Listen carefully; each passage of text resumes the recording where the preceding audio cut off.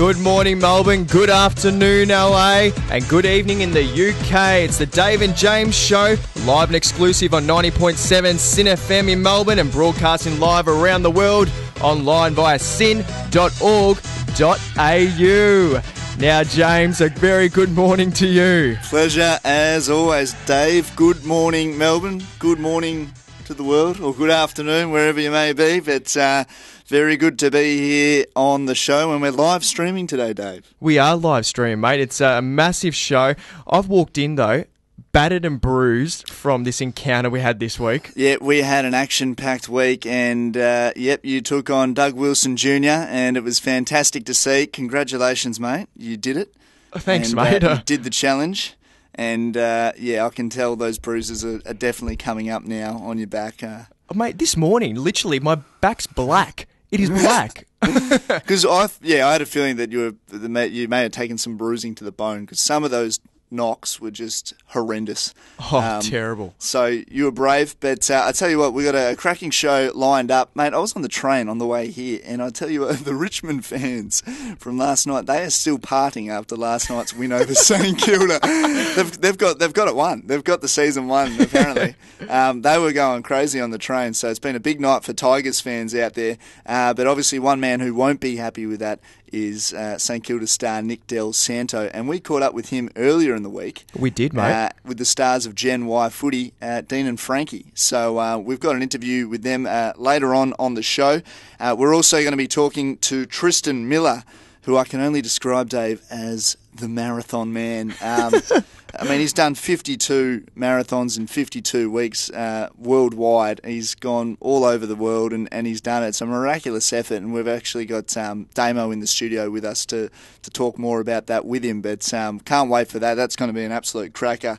And, of course, we will have live commentary, Dave, from the big event through the week at the Melbourne Ice at the Hockey Centre. And we're just going to hear how bad that punishment really was. Mate, and also, too, all our fans and all our listeners can get onto our Facebook page, facebook.com/Dave and James. We've got the video footage up there, so you can see me take the spills and take the shirt fronts and just really cop it. You can also hear me mispronounce the hockey terms. I say ball. When I'm commentating, I keep saying they've got the ball. It's actually a puck, and I've copped a lot of criticism on YouTube already from the comments. So my bad to any Americans out there if I've offended you or your sport. I apologise. I am Australian. Forgive me. But more to come on the Dave and James Show. Stay tuned. You're listening to 90.7 FM. You're listening to the Dave and James Show on Sin. And Dave, we have Damien in the studio with us at the moment. Damien Divinchentis from Beyond Sport. Good morning, Damo. Good morning, and how are we? We are very well, sort of. I've got a few bruises. Well. Yeah, Dave is struggling, and you were out there with us. Yeah, I was in there. I was in there afterwards at the Melbourne Ice Hockey Centre, and it was fantastic to see, wasn't it? He really battled his way through it, Dave. But He did. He went out there on the ice, and my word, those boys are tough. Those Melbourne Ice boys, especially Doug Wilson. I think he had it in for me. Yeah, absolutely. And look, they can hit, and there was no sympathy from them whatsoever, was there? You did pretty well, though, Damo. You actually, stood your ground a fair bit. Dave was taking some knocks, and he was going down straight away. So yeah, absolutely. Good core strength there from you. Yeah, we'll be seeing Dave later on in the on the footage for one that looking on Facebook, and we'll be hearing the audio. And like James said, I got out there a little bit afterwards, and I'm just overcoming the soreness from those events. But we have a very special guest on the line right now, mate, because I know you're obviously very big into your fitness, and we've been trying to get a hold of this man for quite some time. I speak of Tristan Miller. Absolutely. And, mate, just give us a little bit of background on Tristan. Yeah, definitely. Now, boys, you know well truly my passion for fitness and pushing the boundaries. And I have given myself one day to attempt to run a marathon. It's on my bucket list. Something I want to do. Won't be doing it in the near future. I won't lie about that. But one Australian did it last year. Most of us have probably already heard the occasion that took place. We had an Aussie that did it 52 times in 52 weeks. In 49 countries, I believe. Phenomenal. Now, that is phenomenal. Oh, it's crazy, and look, it's an accomplishment that no one can really appreciate it, I suppose, until we either speak to someone or attempt at it. Yeah. Now, ex-Google employee Tristan Miller, a 33-year-old Aussie boys who set out to do the impossible as well and raise money for a charity, UNICEF. The adventure saw him travel the world, from Mumbai to New York City, Antarctica, and Melbourne, including all 7 continents. Just to name a few. Just to name a few, to pop them off the tongue. Now, this is a greater story, I feel. Aside from the travel adventure, he's also a story of great personal discovery. Now, we've got him on the line. It's going to be with great pleasure to have a talk to him. Good morning, Tristan. G'day, guys. Good to be with you. Absolutely. Great to have you. Now, I want to open up. The first question I want to ask you is, are you crazy? Well, it seems that everyone thought I was crazy, mate. So I named my website and my book Run Like Crazy. But I think I'm a pretty logical guy. I just wanted to go and see the world, and I needed a decent reason to go and do it. So I decided running was my key to the world. And Tristan, it's James here, and I was just keen to know, like, given you obviously were doing so much travelling, did you have any like funny or odd encounters along the way? Well, I certainly did. You know, like apart from running, I was doing a lot of crazy stuff. Like I went to the Roskilde Music Festival, a huge music festival up in Denmark. Also went to the running of the bulls and stuff like that. And I went to Antarctica to run a marathon. So you're coming into some pretty awkward moments in awkward places. And yeah, I managed to keep running through all of them. And what do you put it down to eventually? Is there a point where, in terms of physically, where you get beyond that and it just becomes a mental battle? Well, I think marathon running is a mental game. So no matter how you break it down, like if you're going to get, from point A to 42 k's later, point B, you're really going to have your head in the right place to get there. And so it ends up being a bit of a confidence game. And a lot of the time I was just trying to boost my confidence and not worry about the physical nature of it, but just worry about where my head was at most of the time. And I suffered a bit of depression here and there throughout the year, but I just had to keep reminding myself why I was out there, why I was doing something really spectacular. And I've got to tell you guys, as much as I was raising money for a charity, I was doing this all for me. It was a very selfish thing to go and do, to run around the world, but I really wanted to get something out of it, just sort of change the path in my life and start believing in myself. Yeah, and I think you can be excused as well for being, if you did think you were selfish. Tristan, it's Dave here, mate. Look, when I saw the story, I just couldn't believe it, the fact that you gave up work entirely and you went out on this venture. What inspired it? Well, I didn't give up work, I must admit. Like, I lost my job in the global economic crisis. Google shut down their small Melbourne office that I was working out of. And it was just one of those things, everyone was a bit of a victim in the crisis, and I was no different. So I decided that I'd go over to South Africa to take on a big ultra-marathon over there called the Comrades Ultra Marathon. That's a 90k run that goes from Pietermaritzburg to Durban. And once I sort of did that run and, found myself in another part of the world doing something special, that was my inspiration. I'm looking around going, wow, there's zebras over there and, elephants and lions, and we don't see that stuff in Australia. So, there's all these other great things in the world that I always promised myself I'd go and see. So it's just that time. And was that were you always into running and doing marathons, or was this just something like a spur of the moment? As soon as this happened, you just felt, look, I need to do something, I want to get out there? Yeah, look, my story is definitely about why I started running in the first place, to be honest. So I started running as a result of a divorce in 2005. A fellow that I was working with actually got me out for a run. And I didn't know, I was a bit depressed about things. In fact, I was drinking a lot of the time and things were going pretty much tits up for me all round. And this guy got me on the right track and sort of mentored me through that year. And once I got through the end of that year, I'd run a marathon. I felt really confident. Things were going well again, and I just used that as the basis for all the sort of activities I did in the years after that. So, one thing led to another. It's always a bit of an evolution, these big things. But I kept running marathons. Something else went bad in my life, so I decided to run more marathons. It's a bit like Forrest Gump, isn't it? I was just thinking that, actually. It's like that scene, with the scene where he just goes for the run around the block, and then he just keeps going. Is it as simple as that, Tristan? Do you think? Yeah, I get that a lot, guys. But, you know, look, I'm much smarter than Forrest Gump. I can guarantee you that. I'm not as rich as him, though. So Yeah, true. that's the problem. Now, Tristan, I'm sure you heard in the lead-up to bringing you on air that myself, James and Dave ventured out to the Melbourne Ice on Wednesday to come up against some of the big boys, some of the big internationals that are very good on ice. Now, from there, or since Wednesday, it's literally taken me this morning to get over the pain of what we experienced. Just explain how you got through 52, let alone 52 marathons, backing up week after week. Well, I'd like to tell you it was easy, guys, but I reckon if you hit the ice and got beat up every single week, you'd get used to it, right? Yeah, fair point. It was much like that in a marathon, you know. You just take an absolute beating every week, but after a while your body goes, oh, well, this is just what we do now. We get beat up on a Sunday and we get ready to do it again next week, you know. So my body came good after probably about 6 weeks. After about 6 weeks, doing ice baths after each of the races and punching out some pretty fast times. I was doing PBs by the end of January, and sort of, I guess my body just started to say it's okay to hurt, but it's time to just sort of lift on a more regular basis. I started getting faster. I was certainly getting injuries throughout, like calf injuries and adductor injuries and stuff like that. But I managed my body through it, and after a while, when it started to respond, it only took me maybe a day or two to recover from a marathon. So by Tuesday, I wasn't really feeling it anymore.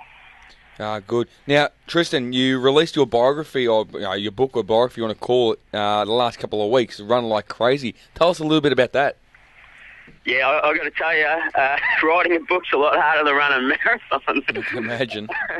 But it is a great read. You know, it's a lot more than a story about running, as I said. So it's a fun book, and I'm finding that people are really responding to it in different ways because everyone's at maybe a different stage of their life, or they've had some recent challenges or past challenges where they can sort of connect with the story, and of course everyone loves a bit of a travel story as well because there's so many different things and adventures that I had. So I put them in what I call bone speak. My mates call me T-Bone, and I kind of screw things up a lot. So I kind of dumb down the historic events when I come across them, but people get a bit of a kick out of it.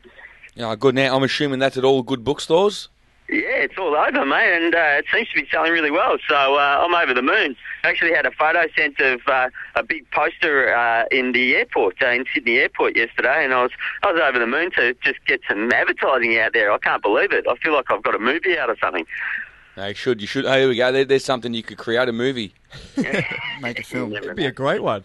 We'll cast Tom Hanks in it. Yeah, exactly. Tom Hanks could do it. It'd be great.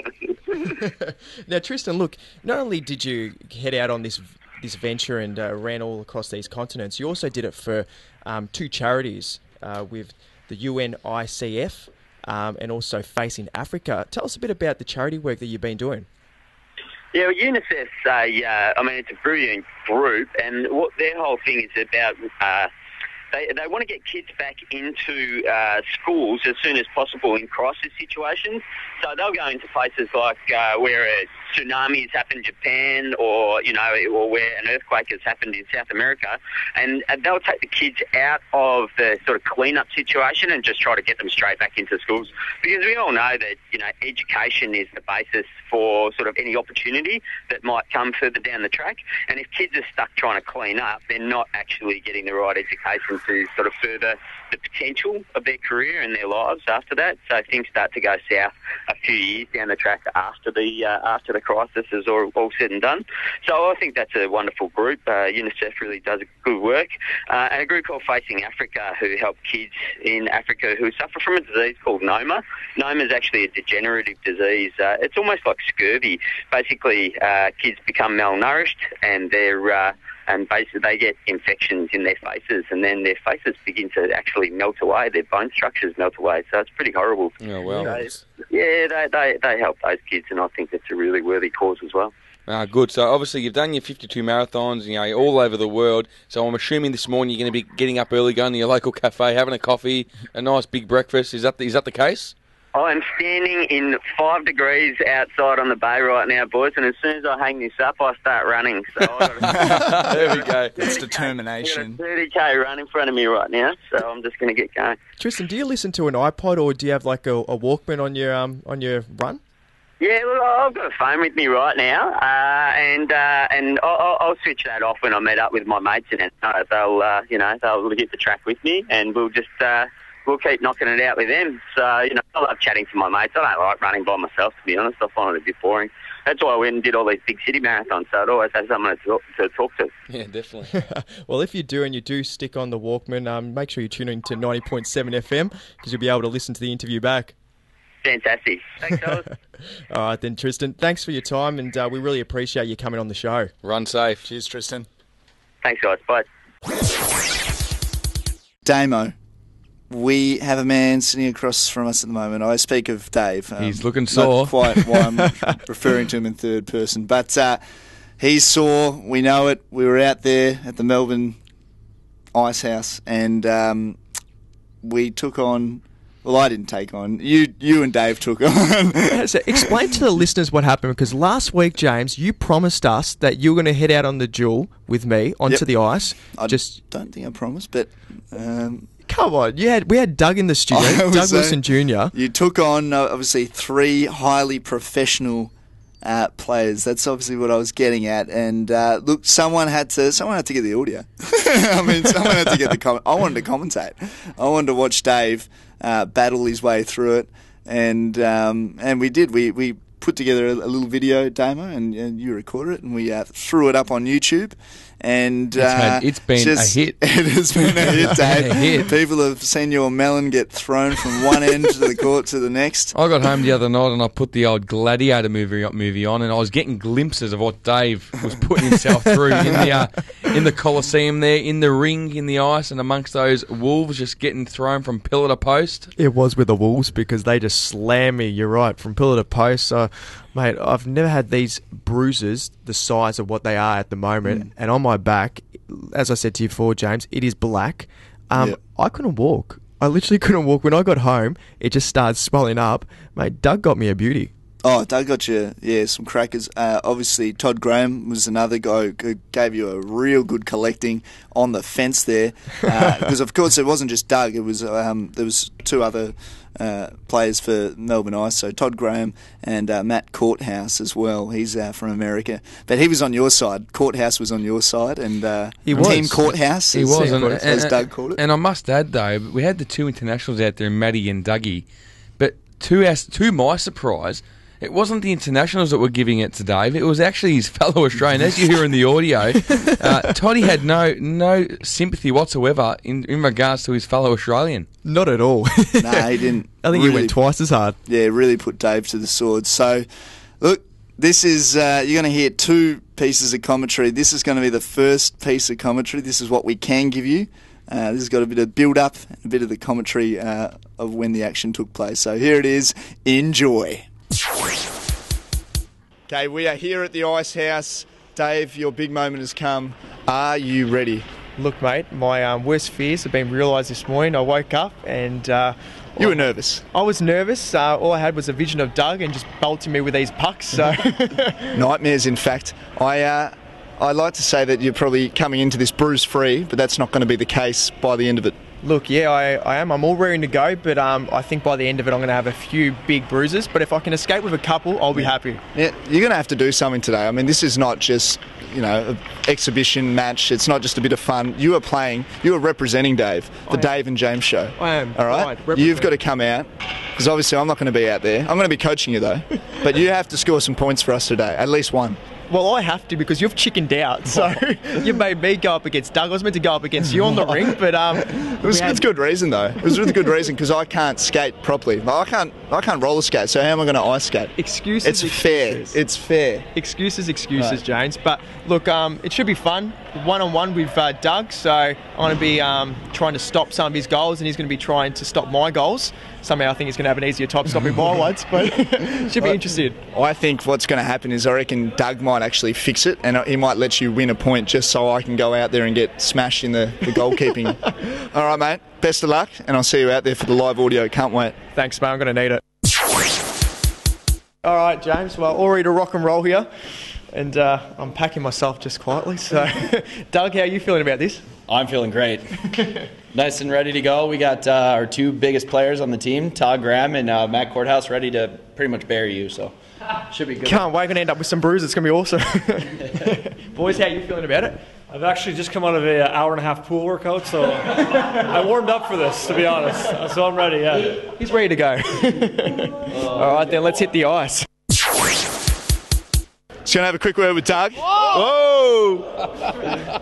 Doug, what are going to be the teams here? Are we going to make it fair for Dave? It's going to be completely fair. It's going to be myself and Todd Graham versus the two courthouses. Same. You got to turn around. Team Courthouse right here. Team Courthouse. So Team Courthouse versus myself and my boy Bangs here. Team Meathead. Yeah, Team Meathead. So what we're going to do is we're going to play best of one and and you got to hit the post. There's no goalie, so you got to hit either the crossbar or the two posts with the puck. Okay, that evens it up a bit. Does that make it? Both guys on the team have to touch the puck before you shoot. Does that make you feel better? Shoot with a goal. Okay, let's say you have to hit the bar and we can get the goal. I reckon that makes sense. Yeah, we can do that, but if we do that, I get to hit you. How about you hit James? That's a lot better. I can barely stand here. Here's a rule. They get to shoot in the net, and we hit post, but we also get to hit him. Easy. Deal. We're in. All right, here we go. Perfect. You ready? I didn't agree to that. Yeah, you did. All right, let's see how we go. We're going to try and get in best position here. Dave, doing very nicely on the skates there. Generated a nice crowd. Here we go. We're away. The puck's on the ground. Dave. An early attack by Dave. It's Tom Graham. He's got the ball. Nice little smack around the corner to Doug. All right, Doug, don't come anywhere closer to us. Oh, Dave's gone. Dave's done a tumble. He's already down. It's hilarious. And he's already lost some padding. He's lost his glove. An early fall to Dave. That's all right. Scores are still level, though, at the moment. All right, we're away again. Courthouse. Dave. Oh, don't push him. Doug's pushing him. He's pushing Dave over. Dave's just trying to get his feet stabilised. I think he just got his glove on. All right, here we go. Good play here. This is Todd. This is Courthouse. Oh, Dave just took an absolute hiding. He's struggling out there. Scores are still level though, so he's still. Oh! Doug gives him another knockover, and now Dave's just cheating. Just picks up the puck. No sympathy. Throws it, and a goal has been scored. No sympathy. And it's gone to Graham. To Todd Graham. He's getting barraged. Todd Graham scored. He ain't had enough. And Doug Wilson and Todd Graham are the first on the board, and Dave pretty much cheated there, Damo. He just decided that he couldn't get the ball, so he's just going to pick it up and just throw it towards the goal. There is no sympathy here from these boys. No sympathy whatsoever.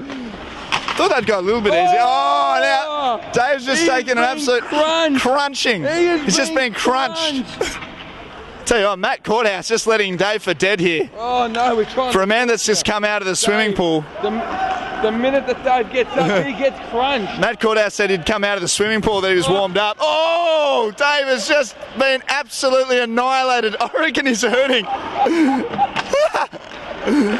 Dave's got the ball. He got a shot. Oh, and it's 1-1. Dave got a little assist pass there to Matty Courthouse, and he's just gone bang, and that's a goal assist to Dave. And just to let him know that they weren't happy about it. We're pretty sure they cheated. We're going double or nothing. It's 1-1. You're going to have to pick up the pace here. All right, here we go. Pick up the pace. Wait, and we're just going to get a word with Dave here. Just going to get a word, mate. Goal assist there. You got a goal assist before. Does that mean that you have to come in now, James? Because that was part of the deal. I did get a goal. Well, we've got Damo padded up. Actually, Damo's going to take the rounds if that's the case. So he'll come in. Matty Courthouse, great goal there before, and a great assist by Dave. I think he's doing a great job. If he could just stand up a little bit more, we'd be doing a little bit better. But he's doing well. All right, we got face-off here. Okay. Doug Wilson's been really ruthless. I don't even know about his game at the moment. It's just been basically just destroy it. Attack Dave. I'm coming, Dave. I'm coming. Todd Graham's been very efficient. Just doing very nicely. Todd told me I had to protect their best player. House obviously isn't doing anything, so we got two guys protecting Dave over here. There it was. Some wonderful commentary there. Not to be biased towards myself, but it was hilarious. Mate. It was an exhibition. You were getting killed out there.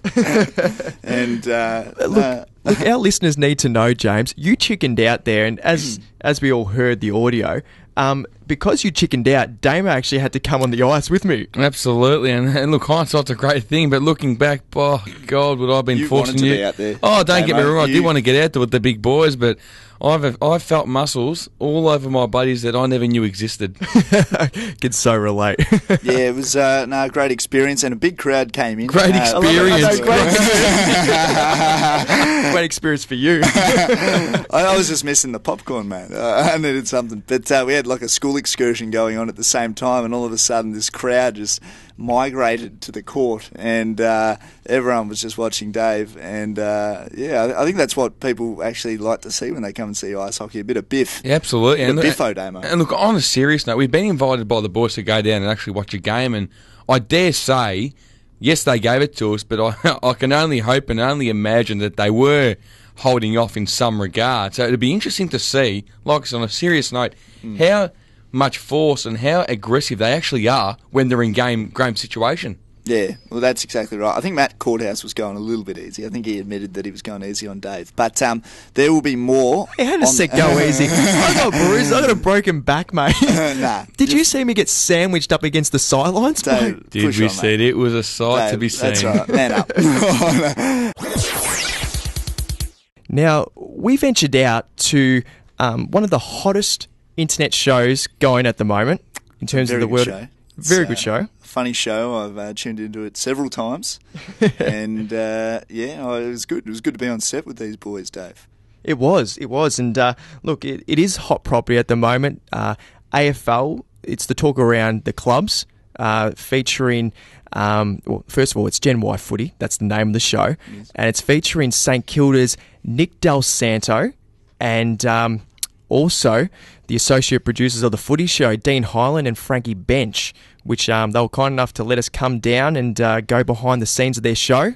Very good with the boys, and it was good to be on the set with them, and we've actually got the grub. We did an interview with them after it, Dave. We did, mate, and it was exciting stuff. Did you enjoy it? Did you enjoy seeing how it all comes together? No, I like being down there. Obviously, they put on a good show, and they've got some really good segments. Well, they got Dell's Inbox. That was one of their segments, a weekly segment that's always pretty good. Yeah, it's very good. They get up to a bit of mischief. I think we had an animal inside the studio, which was interesting. We had a little lamb that was in, because obviously New Zealand could be taking on the Saints. So St Kilda want to move to. They want to move to New Zealand. So as a result, they got Nick a little baby lamb. Not to take home. Just love that it did its business right next to the desk. Did some damage, didn't it? It did everything that it needed to do in the end. I think it took a little dump and then it peed, and its stench was becoming quite unbearable. I think so. All right, then. Well, let's see what the boys had to say. Now we're on set here, James, with Gen Y Footy. We've got Dean and Frankie and Nick Dal Santo. Boys, thanks for joining us. Thanks for having us. Dal's our spokesman, so he can. I'm in the middle, so I'll talk, will I? Okay. All right, now, Dean and Frankie, I'll start with you boys first. You are like the child stars of AFL football. I speak, obviously, of your show when you were on like Fox Footy, and you did a show that I'd consider to be Craigieburn Studios, otherwise known as The Garage. How have you now found being on Gen Y Footy with your own, like a new show, older as well? Go on, you got it? We'll give them a little exclusive. The Garage lasted 1 week, didn't it, Frankie? Yeah. And then we're into Fox Footy Studios. So there's a little exclusive for you boys. Yeah, I didn't know that. I didn't know because they hated travelling out to Craigieburn, which is fair enough. But we haven't seen, we still live there. And nothing else has changed because we're still in a garage doing this show as well. Yeah. Now, Nick, is this true that Dave almost gassed you with a smoke machine 1 week on the show? That is completely true. We were doing a little gimmick. One day I think I had a decent game, and we do a weekly segment where we get the, instead of the metal detector, we do the metal in regards to the Brownlow metal detector. And I had a couple of kicks one weekend, and we said it was going to smoke up like I'd got 3 votes, and Dave's responsibility was get the smoke machine going, which he overloaded, and it did smoke me out. Luckily I don't have asthma, so I actually got through the event. But on the second take too, because the first take didn't quite work, Dave, did it? That's right. You gave me one job, Frankie. One job to do, and I just couldn't deliver. Push the button, shanked it. Yeah, so it's back to the camera now, just to push the red button, isn't it, Dave? That's all we get you to do now, and pick up the batteries when we run out. Yeah, exactly, mate. It's going well. Now, look, we've had many guests here on the show, but who's been the funniest from your point of view, boys? We had Chelsea on this week. She was really bubbly, and we loved her on the show. Have to mention Scott Dooley. Oh, Scott Dooley, yeah, that's right. Dale's right. He was the funniest by far. Yeah, lit up the set. And you had him on the show, and obviously he's like a good friend of Charlie Sheen's as well. And you guys gave him a shirt to give to Charlie Sheen. Have you heard back from Charlie? We can tell you now he's coming on the show. So is that you can confirm that? That's a lie. Getting excited there. No, we don't believe that he's been over yet. So, but I'm sure what's his name? Scott won't lead us to Australia. I think he'll take it over to him. Otherwise, we'll send Dal over instead. Sounds like a good plan. Now, Frankie, you faced your fears a couple of weeks back, swim with sharks. Do you feel like you're more of a man now since doing the dive? No, I feel like I'm more of a fish, but I did enjoy it, and it's something that I would recommend to anybody who got a chance to do it. It was lots of fun, but I love sharks. It wasn't really a fear of mine. And Dean, we keep seeing a female lookalike of you on the show. Are you related? It is my great auntie. It is. No, it's not. It's a couple of my mates were looking across Facebook and come across it somehow. I still don't know the story, how it happened, but it's been tweeted to Dal a couple of times. So I don't think we'll see that anymore, will we, Dal? Oh, we'll just see how the show goes. If we've got a couple of flat spots, we can always just go for old reliable. This week was the first time all year that we didn't see it, so that's great. It's going to be like that for the rest of the year now, I reckon. Keep on that one, Nick. Yeah, make sure. Now, Nick, we hear that there's a bit of a cult following down at St Kilda of Gen Y Footy. Who's some of the players that tune in most weeks? We actually had Sam Gilbert on the show as one of the guests, I think in about week 2 or 3, which was a great contribution by him. A quick story. I am really close mates with Andrew McQualter, who obviously played at St Kilda, now playing for the Gold Coast Suns, and each week he'll text me after watching the show and just give me his thoughts. So my favourite one so far was when the actual same week that Sam Gilbert was on, he said, that's the worst shirt I've ever seen you wear, being myself. And he goes, but thank God Sam Gilbert came on in segment 2 and topped it. So yeah, I think he had like a multicoloured sweater or cardigan on or throw over, whatever. It was like a rug. But that's his comments each week. But he lets us know how the show's going. But it's good. No, the boys enjoyed it, and it's a light-hearted show, so that's why it probably appeals to a lot of people. Definitely. Now, look, there's been a push from you boys to get Brendan Favola on the show. Now, we know that he was on the show last year. How's it all going? Is there any word from Fev that he's going to be coming on? Well, Dal denies it, but I reckon there's something going on between him and Favola, because he won't come on the show, and he did have a crack at him via Twitter, so maybe ask Dal if they're friends or not. Dal, what's the answer? Well, thanks to the handball, isn't it? In all honesty, I don't know. I used to see him a little bit. We live in the same area. Used to play a bit of poker every now and then, but no, I don't think there's any bad blood between Brendan and I. But I did look at his missus one day in the car when she was driving past, and he was driving behind her, and he wrote me a text saying, "Stop looking at my missus." So I don't know if that was the issue, but there's the answer right there. Maybe you two could have like a dance-off. Maybe you come here. Well, if he comes on the show, I said I'd agree to dancing with him. I'd probably have to play the female role and be manhandled by Brendan, but it is. That's just the way it's going to go.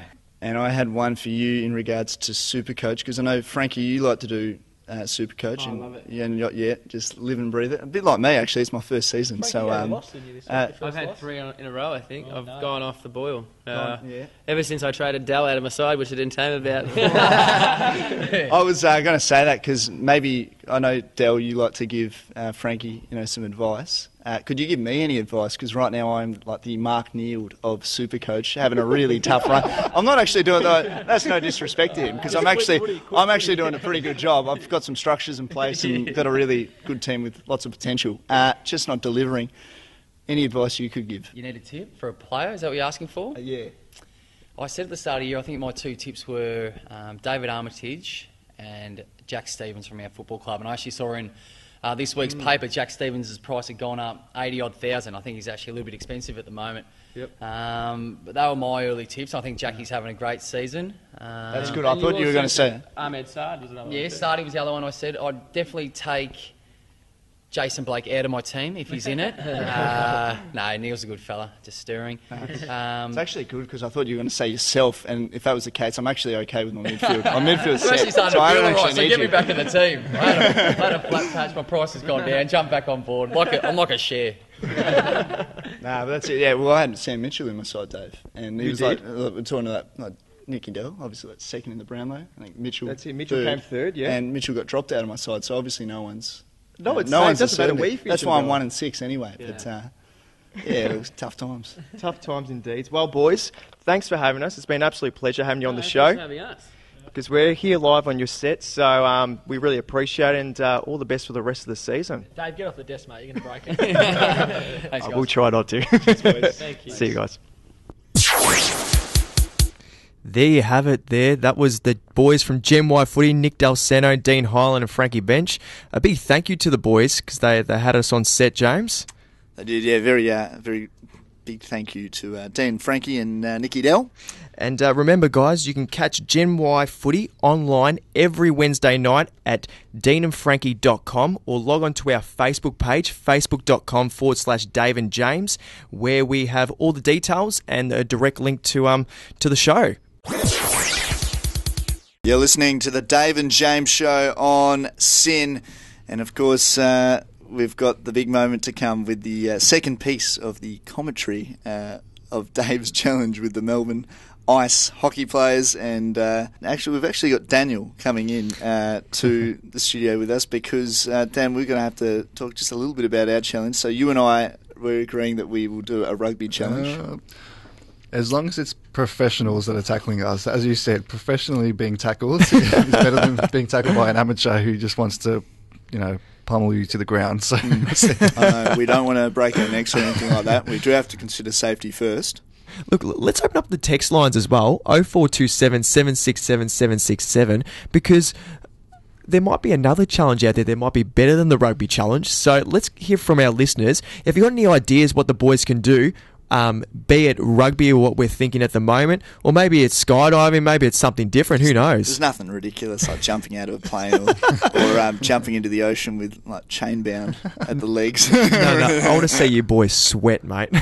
Some sweat. And look, see what you can come up with. So that text line 0427 767 767, or hit us up on our Facebook page, facebook.com/Dave and James. And that's good. And Dan, you're going to be sticking around with us, obviously, with the tips. Definitely. Which is good. Damo's had to exit earlier today, so that'll be good. But the suspense is killing me, Dave. We have to get to the second piece of the commentary. We have to find out. Here is how it all went down. This is a beauty. Play happening here. Now, whoa. Another knock to Dave. He's down. Doug Wilson came in, made an attack there on the ball, and just decided to take Dave with him while he made that attack. He's going to make another one. He's going to try and get around Dave. This time, use a bit of body on body. Dave keeps his feet. Did very well there. Just took the bump. Scores levelled at 2-1. Sorry, not levelled. It's a 2-1 score. Oh, no, the ball's coming towards us. This can't be good. Dave's team desperately needs a goal. Can Courthouse do something big here? Oh, Dave! Dave had an opportunity! That was just nasty. There is the anticipated shirt front. There is the anticipated shirt front. Dave had a shot at goal directly in front, and he was just put flat on his back, and I reckon he's actually hurting there. Absolutely. And a goal to cap things off and put things to 3-1. Dave, Jim and Dave, the match review panel is going to be working overtime this week. Oh, Damo, that was as big. That was huge. Dave had an open shot at goal. I thought he was going to score that. Then Doug Wilson's just come in and just gone bang. We'll move in for a close talk here. Mate, Dougie, what was going on there? You just absolutely flattened Dave then. See, the thing in hockey is if the ref doesn't blow the whistle, it's highly legal. So I didn't hear a whistle that entire time. We're fine. We're pretty sure he's a pretty solid player, but we got one drill for him just to see how tough he really is. So this is going to be called the gauntlet. I think I broke my back. So we're gonna put him in the corner with the puck, and he just has to get through us three one by one to the net and to score a goal. And if you do that, you beat all three of us. All right. How do you like that one? How's your back, by the way? You just I've really hurt my back. you went flat. Is there padding on your back? Not enough. Where it got me, there was no padding. All right, so you guys ready for this drill? But that's all right. You had him there, mate. You had him. You were going for another shot. You're being targeted here. I'm not liking their tactics at all. You're playing well. Hey, I've scored a goal. I scored a goal against an NHL professional. So not many people can say that, Dave. All right, so I'm gonna go through all three of you. All right. So the gauntlet. All right, so you got to get the ball, Dave. So this is called the gauntlet. Dave's going to have to try and get the ball past all three of these guys. And of course, I speak of Courthouse, Graham and Wilson. Dave's got to get through all three of these boys. Big crowds just come in, Damo, as well. I don't know if you School excursions are happening. I don't know if you can see this, Jim, but the crowd are going absolutely ballistic over here. All right, here we go. The gauntlet's begun. Dave's going to try and have to get through the fence here. Now, he's got through one. He's got through one attack. Second attack. That was the knockout. Graham's just gone bang, and Dave can barely stand now. He got through the first one okay. He got past the first body. He couldn't get past the second body. I've worked it out, Jim. We've got the two internationals taking it easy, but his fellow Australian has got no sympathy whatsoever. It's all hell. Now, Wilson tries to get. Dave stands his ground. Dave showed a bit of grunt there, just trying to pull Wilson's jumper. Another shot at goal there by Dave. Stopped by Graham. Dave! It's 1-0. He got a second grab at it. And he nailed it. Dave has scored. Dave has scored.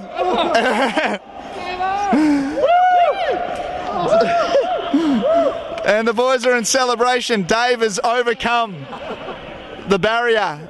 And he has scored. Not only has he got a goal assist, but he has now scored. James, you're going to cop it next week, I swear. Great effort there, mate. And just held your ground there a bit and gave a little bit back to Wilson as well, which was very good. Dougie I did. showed a bit of grit, Doug. He tried to fix me up, but I held my ground, which I'm proud of. Yeah. Quite proud of. He just scored a Gordie Howe hat trick. So he got a goal, an assist, and sort of a fight. So yeah, good job. Now, and he got past Stu the first time, Courthouse, Addy. So Dave got past you in the gauntlet there. Was that on purpose? Did you allow him to get through, or did he genuinely get past you? I felt bad for him. He's had a hard day with Toddy and Dougie, so I gave him a little pass. Yeah, got the pass. Got through the first one. Didn't make it through Graham though. No, I didn't. He just came up and destroyed me Just on the inside. But that first hit, that one where I went backwards on my back, I still can't move from it. There's going to be some big bruises there. Yeah, that's it. It's very swollen. You were playing obviously some big knocks there. Just decided to go no mercy today. But I'll give the Victoria bit of player of the game today to Davo.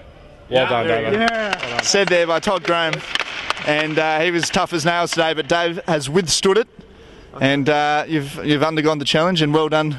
Thank you, boys, for partaking in this as well. And I'm glad Dave has come through the other end. Doug's going to wheel me in a wheelchair into the studio this week. He's going to wheel me into a wheelchair this week in the studio because I can't walk, mate. Good stuff. Well, it's going to be great. We're going to dissect this back in the studio, boys. Thanks for joining us for this big challenge. No worries. Thanks for having us. Thanks for coming up. And there you have it, mate. Hey, well done, Dave. Oh, mate.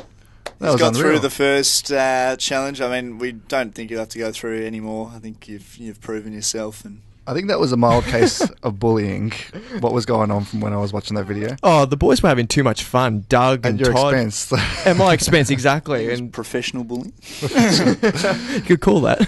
Bullying in a confined area is okay. It was, special thanks to obviously Todd Graham, Matt Courthouse and Doug Wilson Jr. of the Melbourne Ice. Really good of the boys to have us out there. And it was just so brutal, yet I could not stop watching, Dave. Couldn't stop watching you getting pummeled to the ground. So could the people on YouTube. It's gone viral, mate. So it's trending on Twitter. And streaming on Twitter. We were pulling all stops. We were pretty scared filming it because the problem was Damo and I, when we were out there, we didn't have the skates on, so we initially had shoes. And they'd just put like the glaze over the track. They'd just come out and just smoothed over the ice. So it was extremely slippery. And basically they told me that I couldn't go up on my heels, so I had to stay flat-footed.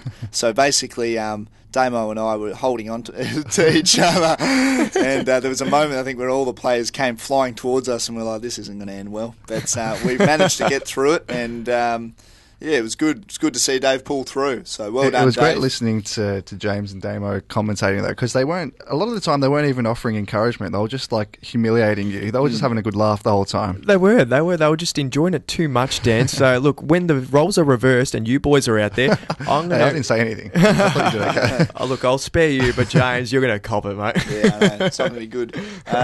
And look, also just a quick reminder as well that people can go to our Facebook page and see that video. It's facebook.com/Dave and James. And also, too, we wanted to thank the guys at the Melbourne Ice hockey team and also the Melbourne Ice House, sponsored by Medibank.